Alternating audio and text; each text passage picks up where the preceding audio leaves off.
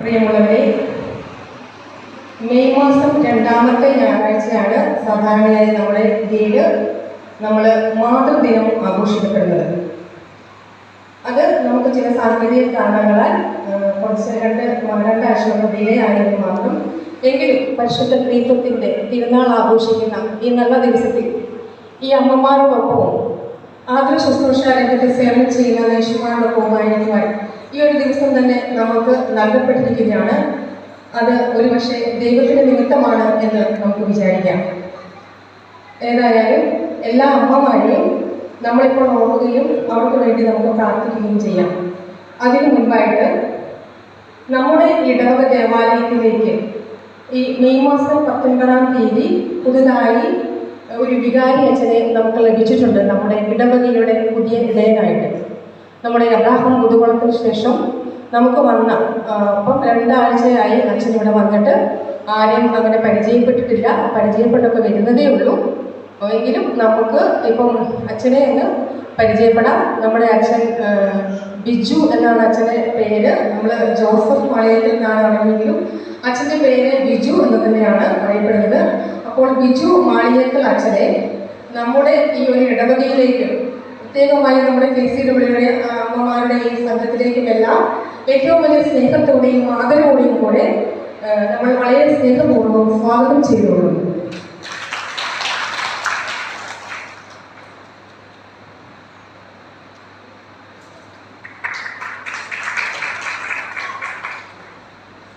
അതുപോലെ തന്നെ നമ്മൾ ആരും തന്നെ അറിഞ്ഞിട്ടില്ല, നമ്മുടെ കോൺവെന്റിലോട്ട് പുതുതായിട്ട് ഒരു സിസ്റ്റർ വന്നിട്ടുണ്ട്. ഇത് അച്ഛൻ പറഞ്ഞപ്പോഴാണ് പലരും പറഞ്ഞത്. സിസ്റ്ററിന് ഇവിടുത്തെ നമ്മുടെ ചക്കാലക്കലെ ചാണ്ടിച്ചേട്ടൻ്റെ പെങ്ങളുടെ മകളാണ് സിസ്റ്റർ ആൻ ജോസ് എന്നാണ് പേര്. ആ സിസ്റ്ററിനെയും നമ്മുടെ ഈ ഇടവകയിലേക്കും നമ്മുടെ KCWയുടെ പേരിൽ പ്രത്യേകമായി സ്വാഗതം ആശംസിച്ചു കൊള്ളുന്നു.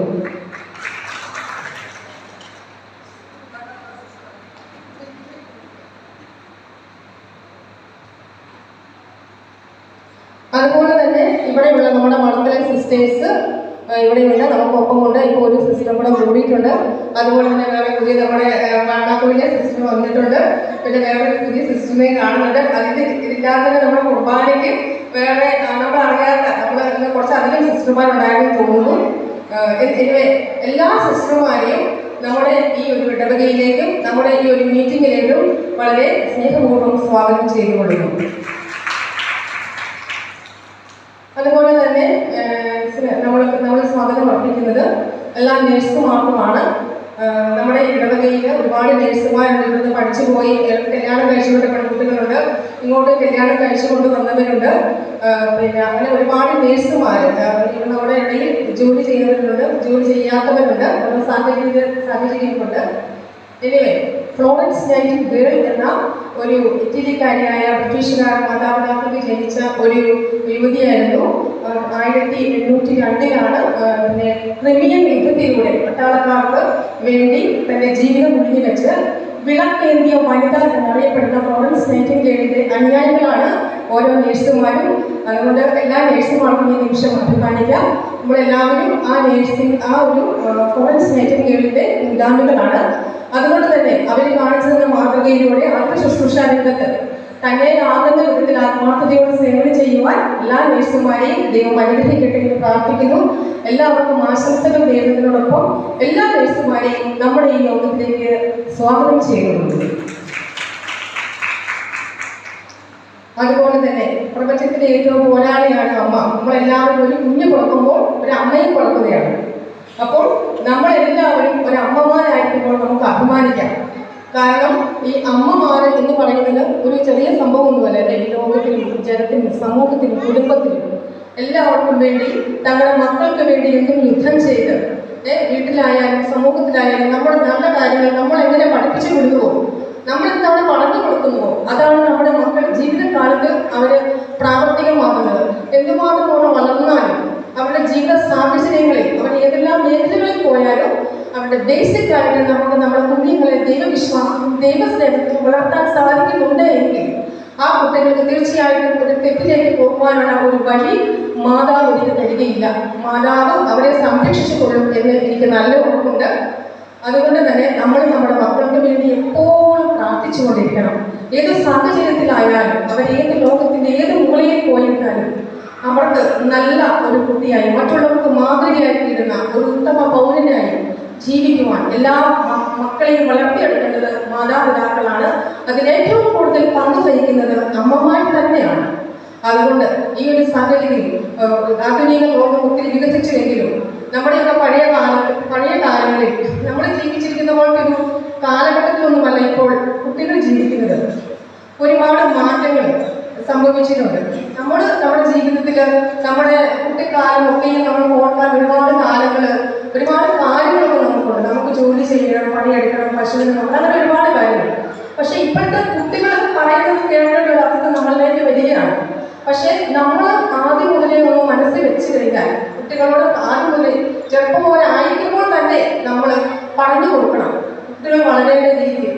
ഒരു കുട്ടികൾ അവരത് പറഞ്ഞാൽ കേൾക്കുന്നതൊന്നുമില്ല, അത് ശ്രദ്ധിച്ചാൽ നമുക്ക് തോന്നും. പക്ഷെ ഏതെങ്കിലും ഒരു സാഹചര്യത്തിൽ അവരുടെ മനസ്സിന്റെ അടിത്തട്ടയിൽ അത് കിടക്കുന്നുണ്ടാവും.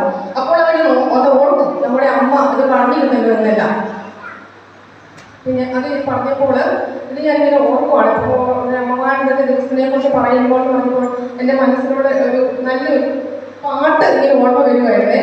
അത് എന്താണെന്ന് ചോദിച്ചു കഴിഞ്ഞാൽ, ഈ പണ്ടൊക്കെ നമുക്ക് ഇപ്പോഴത്തെ കുട്ടികളെന്താ ചെയ്ത് സ്കൂളിൽ പോയി കഴിഞ്ഞ് കഴിഞ്ഞാൽ അവർ എത്രയും കഴിഞ്ഞാൽ 20 ദിവസം ആകുമ്പോഴേക്കും പറയും അവൻ അമ്പലാണ്, മോസ്കാണ്, അല്ലെ അവൻ ക്രിസ്ത്യാനാണെന്നൊക്കെ പറയും. പക്ഷെ പണ്ടൊക്കെ എന്ന് പറഞ്ഞു കഴിഞ്ഞാൽ അങ്ങനെയൊന്നുമില്ല. അതൊന്നും നമുക്ക് വിചാരിക്കാൻ പറ്റുന്ന കാര്യങ്ങളൊന്നും ആയിരുന്നില്ല. അതിനകത്തൊരു 2 ഈരടികൾ ഞാൻ ഈ കഴിഞ്ഞ വർഷം പിന്നെ ഫേസ്ബുക്കിൽ കണ്ടതാണ്. നിങ്ങളത് കേട്ടിട്ടുണ്ടായിരുന്നു. പക്ഷെ എനിക്കിത് ഭയങ്കര ഇഷ്ടപ്പെട്ടു. ഇതിനകത്ത് കാണാം, ഇപ്പം ഇത് പാടുമ്പോൾ ചിലപ്പോൾ തെറ്റിപ്പോയില്ല. അതുകൊണ്ട് ഞാൻ നോക്കി പാടുവാണേ. അന്നും പലവരും ഉണ്ടാകേ, അതിനപ്പുറമുണ്ടാകേ, എന്റെ പഠിച്ചോ നിന്റെ പടവാൻ എന്നുള്ളൊരു ചൊല്ലില്ലാമേ. ആ നാടിനെ കണ്ടവരുണ്ടോ, എങ്ങോട്ടത് പോയവരുണ്ടോ, ആ നാട് മരിച്ചേ പോയോ, അത് ഒരു കനവായിരുന്നു. നല്ല അർത്ഥമുള്ള ഒരു വരികളാണല്ലേ.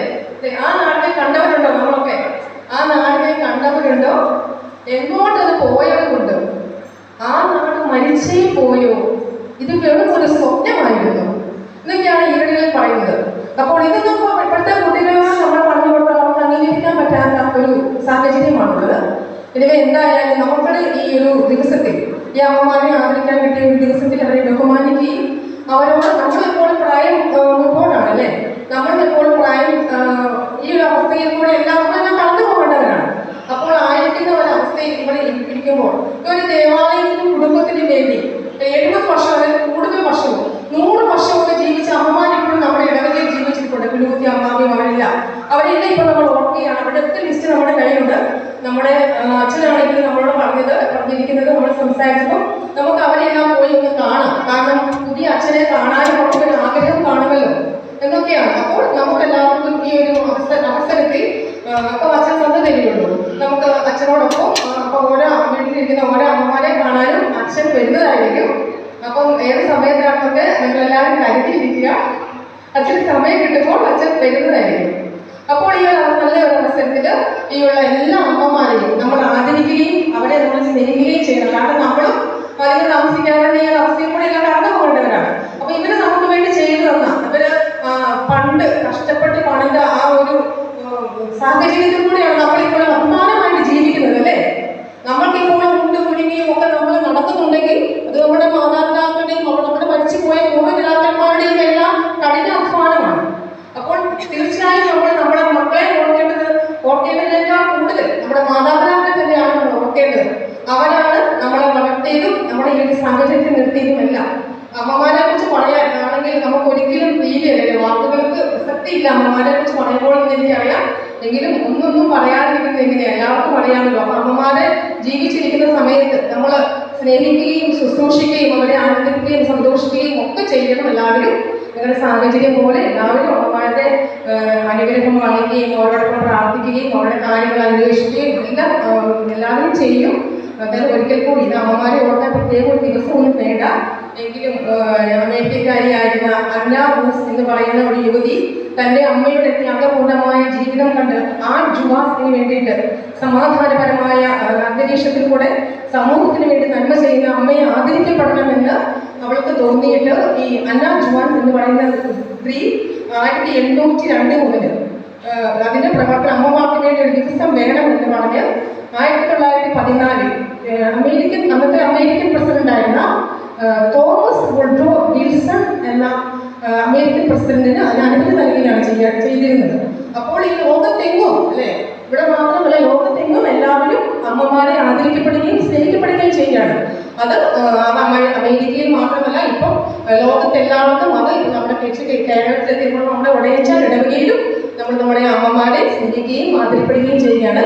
അപ്പോൾ എല്ലാ അമ്മമാരെയും നമ്മൾ ഈ വേദിയിലേക്ക് സ്വാഗതം ചെയ്യുന്നതോടൊപ്പം അവർക്ക് ഒരു ചെറിയ സമ്മാനം നൽകാൻ കൂടെ നമ്മൾ ആഗ്രഹിക്കുന്നുണ്ട്. അപ്പോൾ സമ്മാനം അമ്മമാർക്ക് നൽകുവാനായിട്ട് നമ്മുടെ ബഹുമാനപ്പെട്ട വികാരിയച്ഛൻ ബിജു മാളിയേക്കൽ അച്ഛനെ സ്നേഹപൂർവ്വം സ്വാഗതം ചെയ്തുകൊള്ളുന്നു.